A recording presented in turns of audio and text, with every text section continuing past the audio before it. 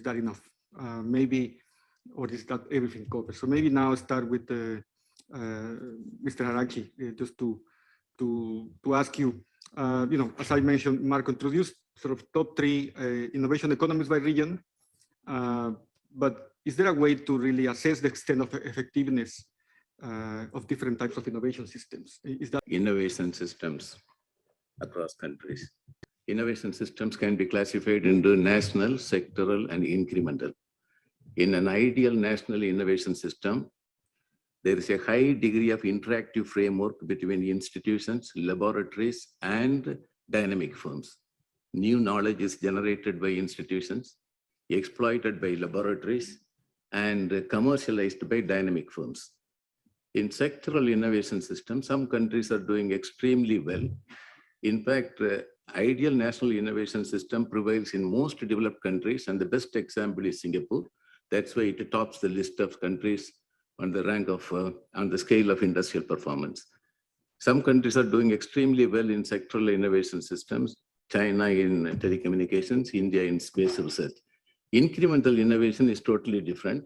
They follow non-R&D route to be innovative through enhanced adaptive capabilities and skills to use modern technology and to commercialize new knowledge. Now, how to measure, how to assess the extent and effectiveness of all these systems of innovation? For that, I have coined the 18 indicators. For want of time, I cannot spell out everything. I will be very brief. There are input indicators and output indicators. Input indicators are related to technological efforts and innovation efforts. For example, the percentage of money spent on R&D as part of GDP, and the percentage of private sector money spent on R&D as a part of their gross revenue, and technology input intensity. Even the research papers written by research scholars with innovative ideas published in journals recognized by the Institute for Scientific Information. These are all input indicators. Output indicators, number 1 is number of patents registered. I can give you one example. In Sudan, a research institute discovered that they extract from a wild plant which grows in a desert. You don't plant, you don't water, you don't manure, it grows in spite of you. But the extract can kill the open wound of diabetic patients. It is remaining as a debt investment. The research finding is remaining as a debt investment for more than 20 years for want of technical assistance, finance, etc., etc. So if you don't have the adaptive capabilities and skills to commercialize modern, to use modern technology and to commercialize new knowledge, your research findings will not see the light of product development. Now, it is important to use some indicators to assess the distance of countries to the frontiers of best practice in national, sectoral, and incremental innovation systems, and to unveil viable avenues of reducing their distance to those frontiers of best practice. We are living in an era of creative destruction. So the so-called tinkering lab of innovation lab should be equipped with disruptive technologies. They are the one triggering the so-called creative destruction.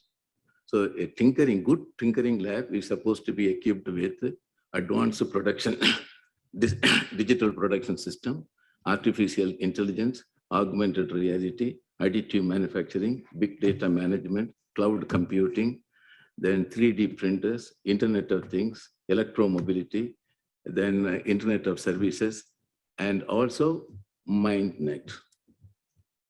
So it is a matter of making optimal use of all these things contained in the digital format for digitalization. It's important to realize that digitalization will not automatically lead to digital transformation. And digital transformation is the outcome of innovative management. Because very often we think that digital transformation leads to innovative management. No. In fact, digital transformation is the function of innovative management. So what is needed is the training of innovative management personnel. They should have the capacity to acquire the right technology, assimilate the technology, adopt it, adapt it, learn. Learn to do what? Learn to invent something that befits their context. If it is a private sector enterprise, profit-making enterprise, the challenge is to make optimal use of what is available in the tinkering lab for producing optimal output at the least cost combination of factors of production. If it is a non-profit international organization, the objective is to make an impact and compact on the welfare of the people with a programmatic accent on economic efficiency, ecological compliance, and social inclusion. That's totally different. It's all eventually related to capacity building and capability building. So the key message is that organizations and companies will have to invest on innovative management capabilities. According to research findings, 87% of digital transformation failed for want of this. It's almost like saying, and having a nice blueprint for change management. So who is going to manage the change? If you don't have efficient management to manage the change, change management will fail. Thank you.